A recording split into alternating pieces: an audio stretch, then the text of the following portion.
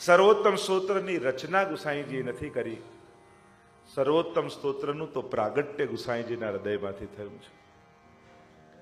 અને એટલા માટે શ્રી વલ્લભનું એ વાંગમય સ્વરૂપ છે. એક એક નામ એ મંત્રો છે. વિનિયોગો ભક્તિ યોગ પ્રતિબંધ વિનાશને કૃષ્ણાધરામૃતા સ્વાદ સિદ્ધિરત્ર ન સંશય. રાસમાં જે વ્રજભક્તોને મળ્યું એ પરમ ફળ સર્વોત્તમજીના પાઠથી વૈષ્ણવને મળે છે. કૃષ્ણાધરામૃતા સ્વાદ, અને અધરામૃત રૂપ જ છે. અને એટલા માટે સર્વોત્તમ સ્તોત્રની પ્રધાનતા આપણે જોઈએ. દરેક વૈષ્ણવે સર્વોત્તમ સ્તોત્રનો પાઠ અચૂક કરવો જોઈએ. કારણ કે સર્વ સ્તોત્રોમાં સર્વોત્તમ છે. સર્વોત્તમ એવા શ્રી મહાપ્રભુજીના ગુણગાન એમાં છે, એમના નામ એમાં છે. એનું ગઈકાલે આપણે યથાશક્તિ યથા સમય ચર્ચા કરી હતી. અને 3 નામની પ્રધાનતા અને પ્રાધાન્ય આપણે જોયું. આનંદ, પરમાનંદ અને શ્રી કૃષ્ણાસ્ય. આ 3 નામને સહાયક જ 35 નામ અને 105 નામ.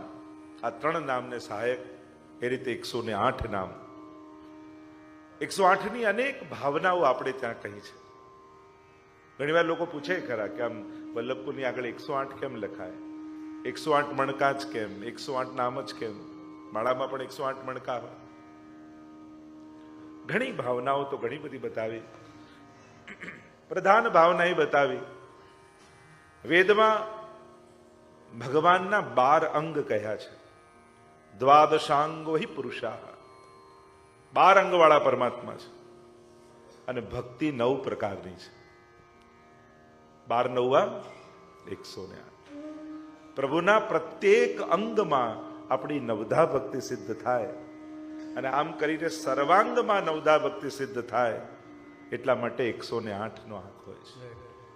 અને એની પાછળ બીજા પણ અન્ય અનેક ભાવનાઓ છુપાયેલી છે.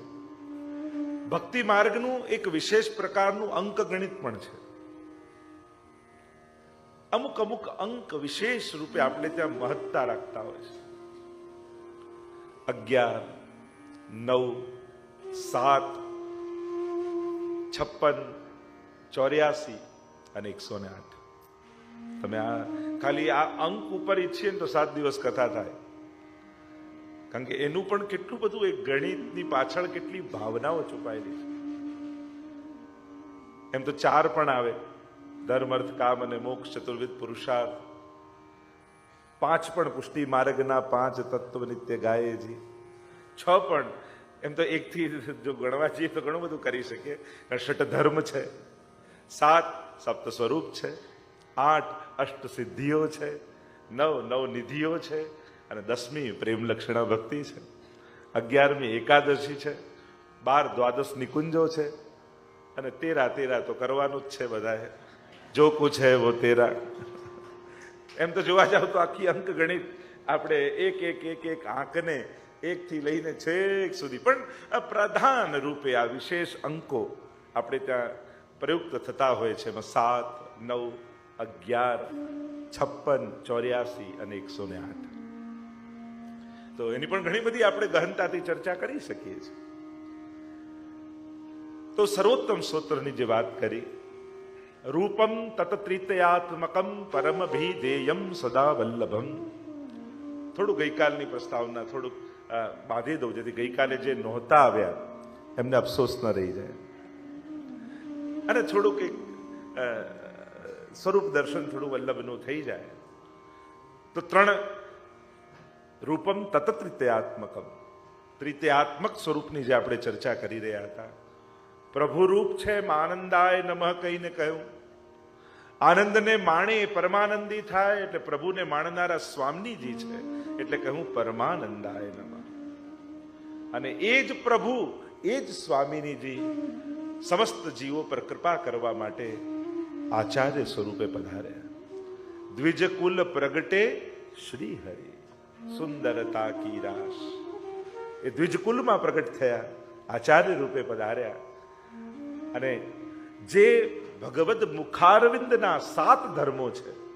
એ 7 ધર્મોને લઈને ભૂતલ પર પ્રગટ થયા. એટલે કહું શ્રી કૃષ્ણાસ્યાય નમઃ. આસ્ય એટલે મુખારવિંદ, સાક્ષાત ભગવદ મુખારવિંદનું સ્વરૂપ એ શ્રી વલ્લભ છે.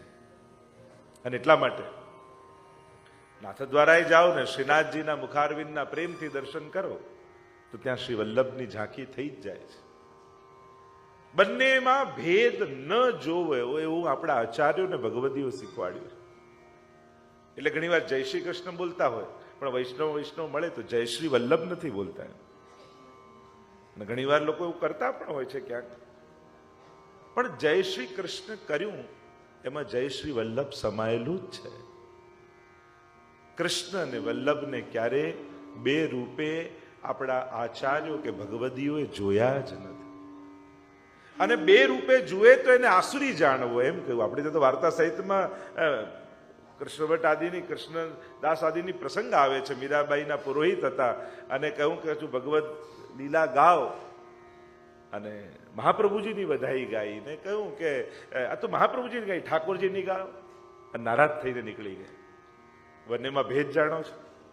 આપણે ત્યાં આ બંનેમાં ભેદ જોવાની નાસુર કહા કહે દ્વિવિધ આંધરો બિના મોલ કો ચહેરો. પુષ્ટિ ભક્તિનું ફલાત્મક સ્વરૂપ એ છે કે તમારા સેવ્યમાં તમને બધા જ સ્વરૂપોનો આનંદ મળે. એ ચૈત્ર સુદ છઠ આવે તો તમારા લાલન તમને યમુનાજી જેવા દેખાય. એ જે ચૈત્રવદ એકાદશી આવે તો એ સમય લાલનના મુખારવિંદમાં મહાપ્રભુજીના દર્શન થાય. એ રીતે જયારે નોમ આવે, આપોષ મધ્યાને નવમે શ્રીનાથજી અક્કાજી ઉર ઉપન્યો આનંદ, એ સમયે એ જ લાલન ગુસાઈજી જેવા ભાસે. દરેક ઉત્સવમાં જેનો ઉત્સવ હોય ને, જોજો ધ્યાનથી, તમારા ઠાકોરજી તમને એવા લાગશે. જયારે સ્વરૂપ નિષ્ઠા થઈ જશે ને ત્યારે એ જ લાલન સર્વનું સુખ આપશે. આ આપણી વિશેષતા છે. સર્વ આનંદ લેવા માટે જુદા જુદા તત્વોનો આશ્રય નથી. સાચી પુષ્ટિ ભક્તિ. આ તો હવે આપણે જુદા જુદા ક્રમમાં કે હવે મહાપ્રભુનું સ્વરૂપ પધરાવો, હવે યમુનાજીનું સ્વરૂપ પધરાવો, હવે ગિરિરાજજીનું સ્વરૂપ પધરાવો. અને ગિરિરાજજીના તો પછી એટલા બધા પધરાઈ દીધા છે કે ત્યાં ગિરિરાજજી નાના થઈ ગયા છે. ક્યાંય 84 વૈષ્ણવમાં તમને ગિરિરાજજીની સેવા કરી હોય એવો એકેય વાર્તા પ્રસંગ મળે છે? અને એટલા માટે અમુક વસ્તુનો જો આ વિવેકને હવેના સમયમાં, એ સમયે લાખોમાંથી કોઈ 2-4 જણા વ્રજમાં પહોંચતા અને પધરાઈને કદાચ લાવતા, અને એ વાત સમજી પણ શકાય. પણ હવે એટલી સરળ થઈ ગઈ કે લાખો લોકો પહોંચી જાય છે. અને જો બધા જ પછી લાવવા લાગશે, કારણ કે હવે ગિરિરાજજી પહેલા કરતા બહુ નાના થઈ ગયા છે, તો કે એમાં તારું યોગદાન છે. એટલા માટે અને એટલા માટે કોઈ વસ્તુનો હઠાગ્રહ કે દુરાગ્રહ નહીં કરો. નિષ્ઠા વધારો, સ્નેહ વધારો, આસક્તિ વધારો.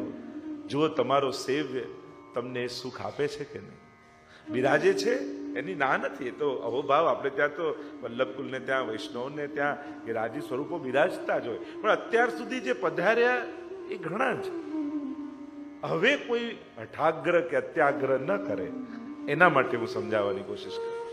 અત્યાર સુધી જે પ્રાચીન બિરાજ્યા અને એમની સેવાથી ભગવદ રૂપ જ છે, એની કોઈ ના નથી, કોઈ વિરોધ નથી. એટલે કોઈ ઊંધો અર્થ ન કરે. પણ મારી તો સાવચેતી એ છે કે હવેનો જે સમય, કારણ કે જેમ જેમ સમય ફરે એમ સમજણ પણ ફેરવવી જોઈએ. શેના માટે? આપણા આ બધા આરાધ્ય તત્વો એમનેમ સચવાય એના માટે, એમના સુખ માટે, એમની સાચવણી માટે. અને એના માટે હવે વિવેકની જરૂર છે. એટલે આપણે બધાએ યમુનાજીનું આરાધન કઈ રીતે કરવું, ગિરિરાજજીનું આરાધન, મહાપ્રભુજીનું આરાધન કઈ રીતે કરવું, આ બધાનો વિવેક કરો. તો જે આપણે ચર્ચા કરી રહ્યા છીએ, શ્રી મહાપ્રભુજીના તૃતીયાત્મક સ્વરૂપની જે વાત કરી, અને શ્રી વલ્લભના ચરણોમાં આપણે બધા વંદન કરીએ. આજે એ જ વલ્લભના રોમ રોમમાં જે વ્યાપેલા છે એવા શ્રી ગોવર્ધનનાથજી, શ્રીનાથજીના દિવ્ય ચરિત્રનું અવગાહન કરીશું. એમ તો શ્રીનાથજી ચરિત્ર વાર્તા તો ઘણી લાંબી, એમાં તો 5-7 દિવસ જોઈએ ત્યારે એમની ચર્ચા કરી શકાય. પરંતુ આપણે તો આચમન કરવા માટે બેઠા છે. આજે આચમન, ક્યારેક સ્નાન કરીશું. જેમ જેમ સમય મળે. સત્સંગ માટે 7 દિવસ થાય તોય વિષ્ણુ એમ કે લો પૂરા થઈ ગયા 7 દિવસ, તો પછી આ 3 દિવસ તો ઓછા લાગે. બહુ સ્વાભાવિક છે, સહજ છે. પણ જે પણ મળ્યું આપણે તો એનો આનંદ કરવાનો. એ આચમન કરવા મળે કે કોઈ લોટીજી ખોલે ને આપણને ચમચી અથવા ઘણા તો રૂથી પલાળીને આમાં 2 ટીપા પલાળે, તોય કહીએ તો યમના પાન કર્યા એમ જ કહીએ. અને એટલા માટે જે પણ સત્સંગના આ રસબિંદુઓ આપણને ચાખવા મળ્યા છે, આપણે તો એનો ઉત્સવ માણવો, એનો આનંદ માણવો. શ્રીનાથજીના સ્વરૂપની જો ચર્ચા કરું તો 2 પ્રકારના સ્વરૂપની વાત આપણા શાસ્ત્રોએ કરી છે. વેદમાં આ બંને પ્રકારના સ્વરૂપની ચર્ચાઓ કરવામાં આવી છે. એક જ્ઞાન સ્વરૂપ અને બીજું રસ સ્વરૂપ. બંનેના આરાધનનો પ્રકાર છે. મર્યાદા ભક્તિ ને પુષ્ટિ ભક્તિ, બંને પ્રકારથી આરાધન અને સેવન થાય છે. સત્યમ જ્ઞાન અનંતમ બ્રહ્મ, જ્ઞાનરૂપ પરમાત્માને પણ ખૂબ પ્રકારથી, વિવિધ પ્રકારથી ચર્ચાઓ કરવામાં આવી છે. અને એ જ રીતે રસો વૈસહ, એ જ પ્રભુ રસરૂપ છે, આનંદરૂપ છે, પ્રેમરૂપ છે, એની પણ ચર્ચા કરવામાં આવી છે. પુષ્ટિ માર્ગનું આખું આરાધન એ રસમાર્ગ અનુસાર છે. રસમાર્ગમાં કઈ રીતે રસનું ઉદ્દીપન થાય અને રસની પ્રાપ્તિ દ્વારા જીવ રસમય બની જાય, આનંદમય બની જાય, એની આખી પ્રક્રિયા આ પુષ્ટિ માર્ગમાં બતાવવામાં આવી છે. અને એટલા માટે શ્રી મહાપ્રભુજીએ પણ સુબોધની આદિમાં રસમાર્ગ અનુસાર અર્થો કરી ગ્રંથ સર્વે રસરૂપ કીધા પોતાને સિદ્ધાંત. સર્વ ગ્રંથોનો રસમાર્ગ અનુસાર અર્થ કર્યો છે. અને એટલા માટે શાસ્ત્રોમાં દરેક પ્રકારની વાત કરી છે. આપણો માર્ગ કયો છે એ દ્રષ્ટિએ પ્રભુને જોવા. આપણે તો અનેક પ્રકાર, ઘણા લોકો એમ કહે કે કણ કણમાં ઈશ્વર છે, ઘણા એમ કહે કે તમારી અંદર ઈશ્વર છે, ઘણા કહે કે તમે જ ઈશ્વર છો, અને ઘણા કહે કે તમે સેવા કરો છો એ ઈશ્વર છે. તો દરેક વાત સત્ય છે, કોઈ વાત ખોટી નથી. મૂળ વાત તમે કઈ માર્ગના પથિક છો એ દ્રષ્ટિએ તમારે પ્રભુને જોવા. અને એટલા માટે આપણા આરાધ્ય, આપણા સેવ્ય આ શ્રીનાથજી, આ ગોવર્ધનનાથજી, એનું સ્વરૂપ જ્ઞાન, એનું તત્વ જ્ઞાન અને એનું મહાત્મ જ્ઞાન, આ ત્રણેયની ચર્ચા યથાશક્તિ યથામતી આપણે બધા કરીશું. અને શ્રીનાથજીના ચરિત્રનું પણ અવગાહન કરીશું, પ્રાગટ્યથી લઈ અને નાથદ્વારામાં વિરાજ્યા ત્યાં સુધીનું, જેથી શ્રીનાથજીના સર્વ સ્વરૂપ અને ચરિત્ર બંનેની લીલા ગાઈ શકાય. મહાપ્રભુજીએ શ્રીનાથજીના સ્વરૂપની ભાવના બતાવી અને ત્યારબાદ અન્ય આચાર્યોએ પણ શ્રીનાથજીના અનેક પ્રકારના સ્વરૂપની ચર્ચા કરી છે. થોડોક સ્વરૂપનો પરિચય આપણે મેળવી લઈએ અને પછી ચરિત્રની ગાથા ગાઈશું. કારણ કે જન્મ કર્મ ચમે દિવ્યમ, એમ ગીતાજીમાં ભગવાને કહ્યું, મારા જન્મ અને મારા કર્મ બંને દિવ્ય છે. દિવ્ય છે એનો અર્થ લૌકિક જેવા નથી. અને એટલા માટે લૌકિક બુદ્ધિએ પ્રભુના સ્વરૂપ કે પ્રભુના ચરિત્રનું મૂલ્યાંકન ક્યારે કરવું નહીં. જો લૌકિક બુદ્ધિ પ્રભુમાં સ્થાપિત કરવા જશો ને તો પ્રભુમાં પણ દોષ દર્શન કરીને આવશો, પ્રભુમાં પણ અભાવ લઈને આવશો. ઘણી વાર નહીં, આપણે નાથદ્વારા જઈએ ને એટલી ભીડ, લો અહીંયા તો હવે જવાય જ નહીં, આટલી ભીડમાં ધક્કા ખવા જવા. અરે એક સાધારણ કોઈ એક્ટર આવે ને તો એટલી ધક્કા મૂકીને થાય, પણ ઘરે જઈને શું કહીએ, જોઈ આવ્યો એને, ત્યારે ધક્કો યાદ ના રાખે. તો જગતનો નાથ જ્યાં બિરાજતો હોય ત્યાં લોકોની ભીડ ભરાય, એમાં ક્યાં આશ્ચર્ય છે? બહુ સહજ છે, સ્વાભાવિક છે. ભીડ ત્યાં નહીં હોય તો બીજે ક્યાં છે? અને ત્યાં ભીડ હોય ને તો જ બધાનું કલ્યાણ છે. ખોટી જગ્યાએ ભીડ કરશો થોડાનું પતન થશે. પણ હું ઘણી વાર કહેતો હોઉં કે માણસની અવ્યવસ્થાને કારણે ભગવાનમાં ક્યારે અભાવ લાવવો નહીં. તમે બ્રજમાં ગયા કે કોઈ તીર્થ સ્થાનમાં ગયા અને ત્યાં ક્યાંક કોઈ ગંદકી દેખાય, અવ્યવસ્થા દેખાય, તો એ માણસોની અવ્યવસ્થા છે. એને કારણે ભગવાન જોડે વેર નહીં બાંધો. લોકો શ્રીનાથજી જોડે વેર બાંધીને આવી જાય, લોકો ગિરિરાજજી જોડે વેર બાંધીને આવી જાય, લોકો યમુનાજી જોડે વેર બાંધ. એક બધા કે અમે શું બગાડ્યું છે? આ માણસો જગ્યા બગાડે, માણસો અમને દૂષિત કરે, એમાં અમારો દોષ નથી, આ મનુષ્યનો જ દોષ છે. અને એટલા માટે ક્યારે પણ અલૌકિક તત્વોની સન્મુખ થાવ ત્યારે બુદ્ધિ અલૌકિક રાખીને જાઓ. જો લૌકિક બુદ્ધિ રાખીને ગયા તો અભાવ લઈને ઘરે આવશે. એટલે જ્યાં પણ જાઓ, આપણે જો વ્યવસ્થાનો ભાગ ન બની શકતા હોય તો નિંદા કરવાનો પણ આપણને અધિકાર નથી.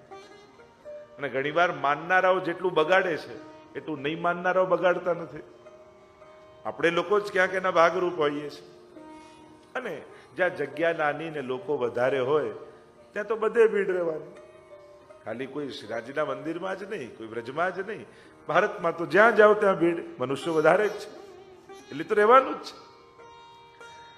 અને એટલા માટે અલૌકિક બુદ્ધિ રાખી અલૌકિક સ્થાને જાઓ. જન્મ કર્મ ચમે દિવ્યમ, મારા જન્મ અને મારા કર્મ દિવ્ય છે. એટલે પ્રભુનું સ્વરૂપ, એમની લીલા, એમનું પ્રાગટ્ય આ બધું જ અલૌકિક છે. અને એટલા માટે જ્યારે પણ ભગવત ચરિત્રોને સાંભળો ત્યારે એના મૂલ્યાંકનો પોતાની લૌકિક બુદ્ધિએ ન કરો. લો, પ્રભુ અહીંયા ખોટું કેમ બોલ્યા, અહીંયા ઠાકોરજી આવું છલ કેમ કર્યું, પ્રભુ આ રીતે વસ્ત્રો કેમ ચોર્યા, પ્રભુ એમ રાસ કેમ કર્યા. આ બધા કર્મો નથી કે એની સ્તુતિ કે નિંદા આપણે કરીએ. આ બધી લીલાઓ છે અને લીલાના તો ગુણગાન જ થાય. આપણને કોઈએ મૂલ્યાંકન કરવા, કથા સાંભળવું એટલે મૂલ્યાંકન કરવું નહીં. લોકો દરેકના મૂલ્યાંકન કરવા, આ પેલા વલ્લભકુલ કરતા આ વલ્લભકુલના પ્રવચન સારા, અને પેલા કરતા આના વધારે પેલું સારું. લોકો ગુરુજનોમાં પણ પછી જોખવા લાગે. એટલે એની એ જરૂર નથી. આપણે સત્સંગ શ્રવણ કરવા ગયા છે, એમને પારખવા થોડી ગયા છે. તમે વક્તાને પારખવા જાઓ, જોઈએ જ ખરા શું કહે છે, એની જરૂર નથી. તમે ભગવત ગુણગાન સાંભળવા ગયા છો. એટલે ક્યાંક કોઈક સારું બોલતું હોય ને ક્યાંક સારું ન બોલી શકતું હોય એટલે કંઈ બધાને કંઈ જોખવાની જરૂર નથી. બધાના આવા રીતે મૂલ્યાંકનો, અલૌકિક સ્થાનોમાં લૌકિક આ મૂલ્યાંકનોની જરૂર છે જ નહીં. તમે સાર લેવા ગયા છો. અને એટલા માટે જ્યાં પણ સાંભળો ત્યાંથી પ્રભુનું જે પણ ગુણ ગ્રહણ કરવા મળે એનું ગ્રહણ કરી લેવું. લો, આ મંદિર કરતા આ હવેલીમાં દર્શન સારા થાય. તો તને કોણે નક્કી કરવાનું કહ્યું તો કીધું ચેક કર ક્યાં વધારે સારા થાય છે, ક્યાં છે. આપણે હવેલી આ બધું ચેક કરવા જઈએ છીએ કે ઠાકોરના દર્શન કરવા જઈએ છીએ? જોજો, આપણે જ્યાં પણ જઈશું ને, લૌકિકમાં ઠીક છે, અલૌકિક સ્થાને જઈને પણ તુરંત સરખામણી કરવા લાગીશું. સરખામણી કરવાથી શું થાય કે જ્યાં નબળું હશે ને ત્યાં તમારી દોષ બુદ્ધિ થશે. એટલે અહિત કોનું થયું? આપણું જ ને. અને એટલા માટે જ્યારે જ્યારે તમે સરખામણી કરશો ને ત્યારે ગુણબુદ્ધિની જગ્યાએ દોષ દર્શન થશે. અને એટલા માટે સરખામણી નહીં કરવી. ત્યાં જે વિશેષતા છે, ત્યાં જે અલૌકિકતા છે એનું દર્શન કરીને આવવું. અહીંયા આ બહુ વિશેષ હતું. અહીંયા પંખા બહુ સુંદર ઠાકોરને ધરાવેલા, અહીંયા ઝારીજી બહુ સુંદર, નેવરો બહુ સુંદર લપેટ્યો, બંટો કેટલો સુંદર હતો. ત્યાંની જે ઉત્તમતા હોય એને જોઈને આવો તો આ ગુણ દર્શન થાય. પણ જ્યારે જ્યારે સરખાવશો ત્યારે ક્યાંક દોષ દર્શન થશે. અને એટલા માટે અલૌકિક સ્થાનોમાં બને એટલી લૌકિક બુદ્ધિનો ઉપયોગ નહીં કરવો. જન્મ કર્મ ચમે દિવ્યમ, કારણ કે પ્રભુમાં કોઈ દોષ છે જ નહીં. આ પહેલી વાત. અને તમે કથા સાંભળવી એટલે ભગવાનના ચરિત્રોના અર્થઘટનો આપણી બુદ્ધિએ કરવા એ નથી થતું કે ભગવાને શું સારું કર્યું ને શું ખોટું કર્યું એ ચેક કરવા માટે કથા નથી સાંભળતા. આપણે તો એની લીલાઓના આનંદ લેવા માટે કરીએ છીએ. આ લીલાઓ છે એટલે હું તો ઘણી વાર કહું, ભગવાનમાં કર્મના સિદ્ધાંતો લાગુ પડતા જ નથી.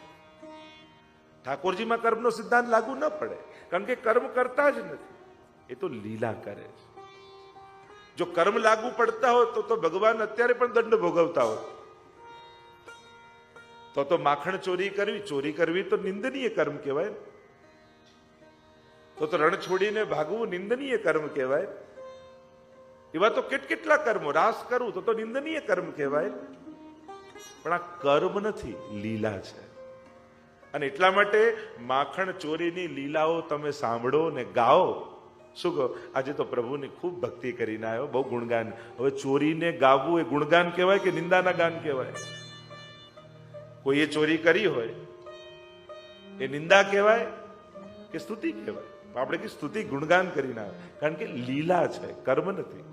ભગવાને આવું કર્મ કર્યું હોત ને માખણ ચોરીનું તો નિંદનીય કહેવાય. પ્રભુએ ચીર હરવાનું કર્મ કર્યું હોત તો નિંદનીય કહેવાય. પણ લીલા કરી છે. રણ છોડીને ભાગ્યા હોત, કર્મ કર્યું હોત તો નિંદા કહેવાય. પણ આ તો લીલા કરી છે. લોકવત્તુ લીલા કૈવલ્યમ આનંદસ્ય હરેર લીલા, એમ મહાપ્રભુજી કહે છે. પ્રભુની તો પ્રત્યેક લીલા આનંદનું દાન કરનારી છે. અને એટલા માટે માણસને કર્મના બંધન લાગે છે, કર્મના સિદ્ધાંતો લાગુ પડે છે. પ્રભુ લીલા કરે છે એટલે એની લીલાને કર્મ રૂપે જોશો તો દોષ બુદ્ધિ ભગવાનમાં આવશે. સૌથી પહેલા ભગવાનને ભગવાન રૂપે સ્વીકારો. કોઈ મહાન વ્યક્તિ હતા અને આદર્શ વ્યક્તિ, આધુનિક, તમે જ્યારે સાહિત્યકારોને વાંચશો, અત્યારે ખતરો શું થઈ ગયો છે? આધુનિક સાહિત્યકારો પુરાણોની કથાઓને પોતાની રીતે લખવા લાગ્યા છે. અને એનાથી શું થાય છે? ઈશ્વરની લીલાઓને એ મનુષ્યના કર્મોની જેમ મૂલ્યાંકનો કરવા લાગ્યા છે. અને એને વાંચવાને કારણે આધુનિક વ્યક્તિઓમાં ભગવાન માટે પણ દોષ દર્શન આવે છે. અને કંસ અને રાવણ માટે દયાભાવ જાગે છે. ખરેખર આ કથાઓ બધી અલૌકિક છે અને એને લૌકિક મૂલ્યાંકનો કરવાથી પાપીઓ માટે કરુણા જાગે અને ભગવાન માટે ક્રોધ અને દ્વેષ ભાવ જાગે કે ભગવાન થઈને આવું કરે છે. અરે ભગવાન છે તો પછી એના કર્મ નથી, એની લીલાઓ છે. એટલે આ એક પાતળી રેખાને સમજવાની જરૂર છે, લીલા અને કર્મને. એને લીલા રૂપે જુઓ. અમારા શ્રીનાથજી બાબાની આ બધી લીલાઓ છે. એને થોડી કોઈ યવનનો ડર લાગે છે કે એને ગિરિરાજજીથી છોડીને નાથ દ્વારા જવું પડે. તો સિંહ કો કહા લોકડી કો ડર, એટલે જ કહ્યું ને કે ભાવે તો ઈ તોડકો ઘનો. હવે સિંહને કોઈ શિયાળને બીક લાગે? અમારો શ્રીનાથજી બાબા જેવો સિંહ એ આવા યવન રાજાઓ જેવા શિયાળથી ડરીને ભાગે? આ તો અજબ કુંવરી બાઈના મનોરથો પૂરા કરવા છે, એટલા માટે શ્રીનાથજી બાબા નાથ દ્વારા પધાર્યા છે. તો આ બધી લીલાઓ છે. અને એને લીલા રૂપે ક્યારે પણ પ્રભુના ચરિત્રોને કર્મના સિદ્ધાંતોથી મૂલ્યાંકન ન કરો. એને ધર્મશાસ્ત્ર લઈને જોખવાની કોશિશ ન કરો. કારણ કે એ જીવના વિધેયાત્મક, નિષેધાત્મક ને પ્રાયશ્ચિત કર્મો ધર્મશાસ્ત્રોએ મનુષ્યના બતાવ્યા છે, ઈશ્વરના નથી બતાવ્યા. આ જેટલા પણ સિદ્ધાંતો ધર્મશાસ્ત્રોએ કયા છે એ મનુષ્ય માટે કયા છે. અને ભગવાન મનુષ્ય નથી, એ ઈશ્વર છે. પ્રાકૃત નથી, લૌકિક નથી, પરમ અલૌકિક અને રસાત્મક છે. આ જ બુદ્ધિ દ્રઢ કરી અને પછી જ ભગવત કથા સાંભળવી, તો ભગવત કથામાં આનંદ આવશે. નહીં તો પરીક્ષિતની જેમ તમને શંકા થઈ જશે કે ઈશ્વર થઈ આમ રાસ કરવા ગયા. અને ત્યારે પછી રાસલીલાનો વધારે વિસ્તાર ન કર્યો સુખદેવજી. અને કહ્યું કામમ ક્રોધમ ભયમ સ્નેહમ ઐક્યમ સૌહૃદમેવ ચ નિત્યમ હરૌ વિદધતો યાંતિ તન્મયતામ હિતે. અરે કોઈ પણ ભાવે પ્રભુ સાથે જોડાઓ. કામમ ક્રોધમ ભયમ સ્નેહમ ઐક્યમ, કોઈ પણ ભાવે, એ તો કૃપા જ કરે છે. એ તો જીવ પર કરુણા જ કરનારો છે. જીવ કયા ભાવ લઈને દોડે છે એ નહીં જોવાનું, કોની તરફ દોડે છે એ જોવાનું. આ તો પારસમણી છે. લોઢું ગમે તે આકારનું હોય, પારસમણી સ્પર્શ કરીને એનું સોનું તો બનાવી જ દે છે. તો શ્રીનાથજીના દિવ્ય ચરિત્રો, સૌથી પહેલા સ્વરૂપનું જ્ઞાન આપણે કરીએ.